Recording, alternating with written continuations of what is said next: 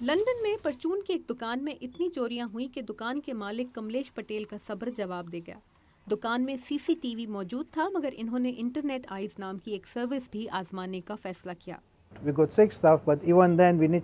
ہماری دکان میں 6 ملازم ہیں، پھر بھی ہمیں کسی ایسے شخص کی ضرورت ہے جو دکان کے سامان پر 24 گھنٹے نظر رکھ سکے۔ ہمارے لیے چوری بڑا مسئلہ ہے، اس لیے ہم جانتے ہیں کہ اب کوئی نہ کوئی ہماری دیکھ بھال کر رہا ہے۔ خیال تو سادہ ہے کہ سی سی ٹی وی کی فوٹیج سٹور سے پورے برطانیہ میں ویب پر سٹریم کی جاتی ہے، اور رابرٹ سٹیونز جیسے رضاکار ناظرین کمپیوٹر پر لاگ ان کر کے دیکھ سکتے ہیں کہ دکان میں کیا ہو رہا ہے۔ اگر مجھے کوئی مسئلہ نظر آئے تو میں الرٹ بٹن دبا سکتا ہوں اور چند سیکنڈز میں اس کیمرے کے مالک کو خبر ہو سکتی ہے۔ ہو سکتا ہے کہ اس دوران آپ اس فیڈ کو کھو دیں، لیکن ایک حقیقی جرم کو ہونے سے بچایا جا سکتا ہے۔ تو ہوتا یوں ہے کہ جو سی سی ٹی وی کیمرہ دکانوں کے کونوں میں بیکار لگا رہتا ہے، اس سروس سے حقیقی تحفظ مہیا کرنے کا آلہ بن سکتا ہے۔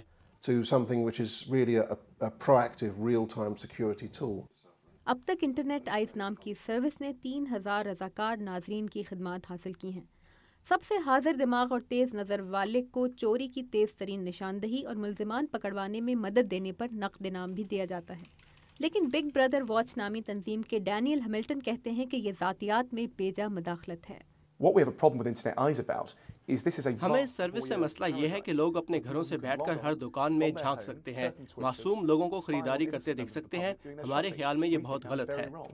لیکن اس سروس کے بانی ٹونی مورگن کہتے ہیں کہ ان کی سروس دکانداروں کو اپنی بقا کی جنگ لڑنے میں مدد دے رہی ہے۔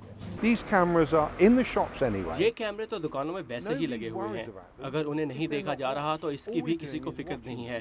ہم صرف انہی کیمروں کی نگرانی کر رہے ہیں اور خوراک کی قیمتیں کم رکھنے میں مدد دے رہے ہیں، کیونکہ اگر دکانداروں کے ہاں چوری نہ ہو تو وہ خوراک کی قیمتیں زیادہ وصول نہ کریں۔ ان کیمروں کی فیڈ دیکھنے والوں کو سٹور کے درست مقام کے بارے میں نہیں بتایا جاتا، انہیں خود اپنے علاقے کی فوٹیج بھی نہیں دکھائی جاتی۔ ایسا لوگوں کو اپنے پڑوسیوں کی جاسوسی سے روکنے کے لیے کیا گیا ہے۔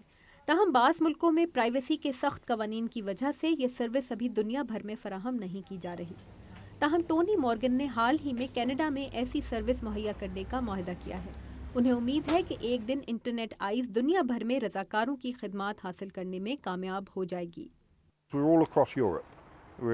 ہم یورپ کے تمام ملکوں میں ہیں، اب ہم امریکہ کی طرف دیکھ رہے ہیں۔ اور کملیش پٹیل جیسے دکاندار اس سہولت کے لیے $120 ادا کرنے پر بھی ناخوش نہیں۔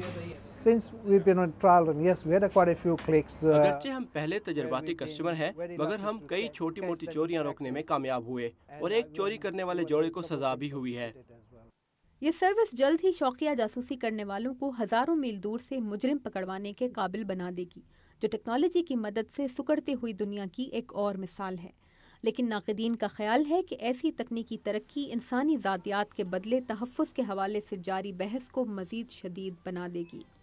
ہنری رجول کے ساتھ تابندہ نعیم، اردو VOA۔